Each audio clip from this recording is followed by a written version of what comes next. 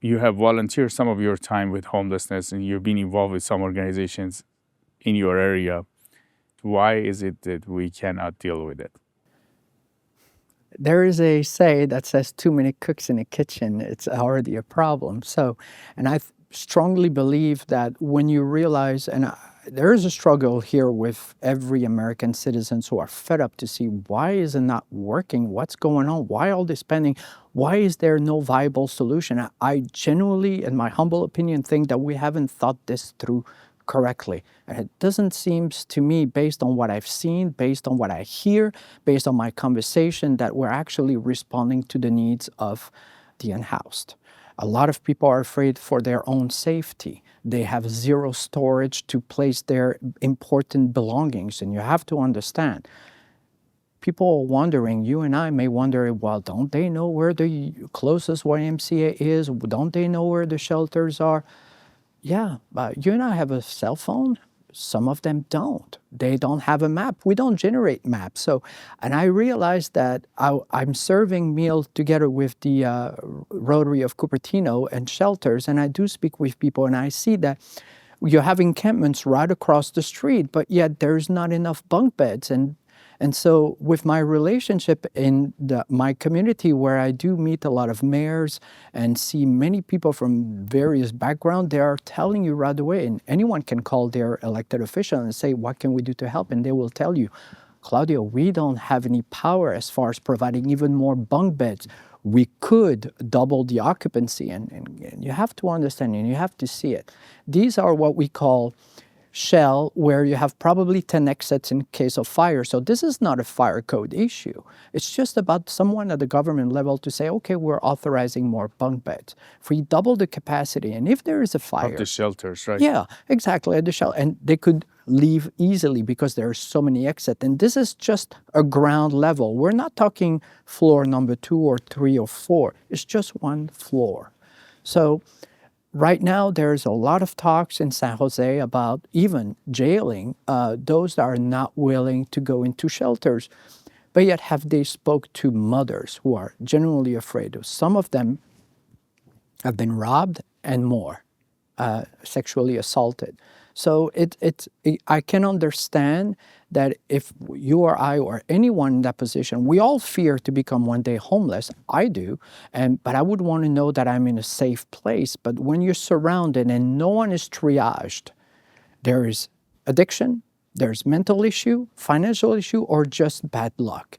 You can't put everybody under the same roof, because you're always trying to look for someone to help you out psychologically, emotionally, and you cannot find any connections, because a lot of them, the same people, you know that they do not belong in shelters, but more of a specialized institution where they can get the real help, what they need. But unfortunately, we don't have that kind of triage.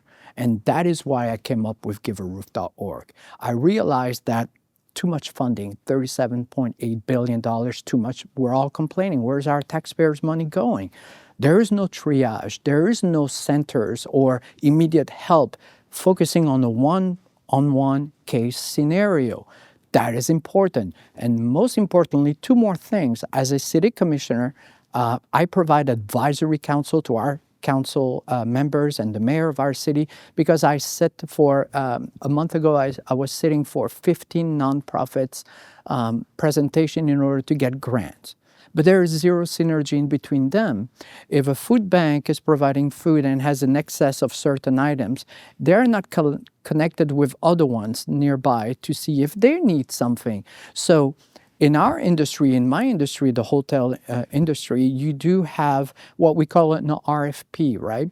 I sit through the program, I provide all my information, but for nonprofits, there's zero request for putting themselves together in a collective with other nonprofits where they could share their resources, and that is what's missing. Our governor of California was told that he had also zero database, and there is none available one. You wonder, where is the money going? Why are we asking so many unpaid volunteers to help? And you question the problem, and you're looking at the deficiencies, and you said, how is that possible? So Let me analyze the data. If you try to analyze the data, there's nothing to analyze. No, none of the homeless have a card for themselves to identify them as homeless to begin with. So there is zero information about the total number of gender, total number of reason why, how long they have been homeless to begin with, where they originated from. Is it from a different state? How did they manage to land in the city? Everybody has a story. There is no database to support it. I have a solution. I mean, I've been working and providing my assistance as a volunteer with the Chamber of Commerce for 11 years now. Why don't we provide them grants so that they could come through each and every single city, and we can have an idea of what the gender is, what are they able to actually regain into society immediately? Are they willing?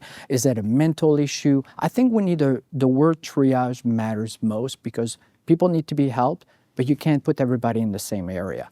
Some will be able to re-enter society immediately because it was just a case of bad luck. Coincidentally, not one or two or three, but multiple people that I've helped were like you and I, cohesive, well-leveled.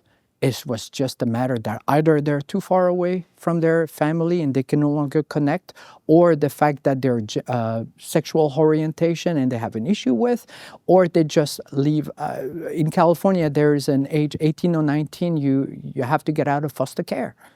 In LA alone, we have thousands of kids on the street. So you have to understand that there is a stigma attached to homelessness, and we all have our own image of what a homeless looks like.